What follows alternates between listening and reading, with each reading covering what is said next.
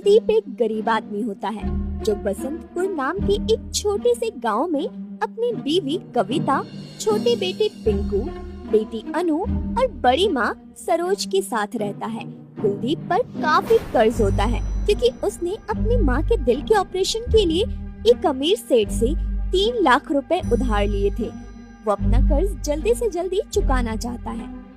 अपने कंधों पर जिम्मेदारियों की गठरी लिए बेचारा कुलदीप सारा दिन काम करता रहता है। सुबह के समय वो गांव के एक स्कूल में जाकर सफाई करने का काम करता है। जल्दी से सफाई करके मुझे 12 बजे के पहले कंस्ट्रक्शन साइट पे पहुंचना होगा, वरना बहुत देर हो जाएगी।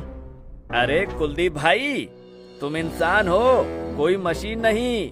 सुबह से लेकर रात तक तुम बिना अपनी सेहत की परवाह किए लगातार काम करते रहते हो। सुबह यहाँ स्कूल में सफाई का काम, तो दोपहर में कंस्ट्रक्शन साइट पे मजदूरी का काम, और फिर शाम में साइकिल पर चाय बेचना, वो भी रात के 11 बजे तक। भाई, मुझे तो ये काम करना ही पड़ेगा ना। मैं कोई बहाना नहीं दे सकता और ना ही आराम कर सकता हूँ। मुझे अपने परिवार को संभालना है और साथ ही अपने ऊपर जो कर्ज है उसे भी चुकाना है।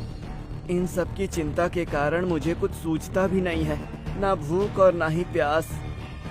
अरे लेकिन कुलदीप भाई, मानता हूँ कि तुम्हारे ऊपर बहुत सारा कर्ज है, पर तुम्हें अपनी सेहत का ध्यान भी तो रखना होगा ना। कभी कभी तो हम खाना भी नहीं खाते। अब देखो ना, गर्मियों के दिन है और सड़कें भी गर्म तवे की तरह तपने लगी हैं, और इससे तुम्हारी तबीयत खराब हो सकती है। अरे भाई, तुम अपने परिवार की नींव हो, नींव। अगर तुम ही सही सलामत नहीं रहे तो उनका क्या होगा फिर? कभी सोचा है तुमने? अरे भाई, वो सब मैं जानता हूँ और इन सब के बारे में सोचा भी है, लेकिन क्या करूँ, मेरे सिवा घर को चलाने वाला कोई नहीं है। मैं अपनी बीवी को भी काम नहीं करा सकता। अगर उसने बाहर काम किया तो पिंकू, अनु और माँ को कौन देखेगा?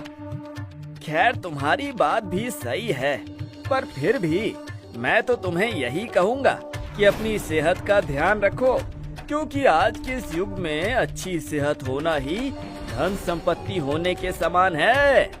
कुलदीप स्कूल में अपनी सफाई की ड्यूटी निभाकर वहाँ से कंस्ट्रक्शन साइट पर मजदूरी करने चला जाता है, और फिर उसके बाद शाम 6 बजने के बाद वो साइकिल पर सवार होकर नुक्कड़ पर चाय, बिस्किट और पकौड़े बेचता है।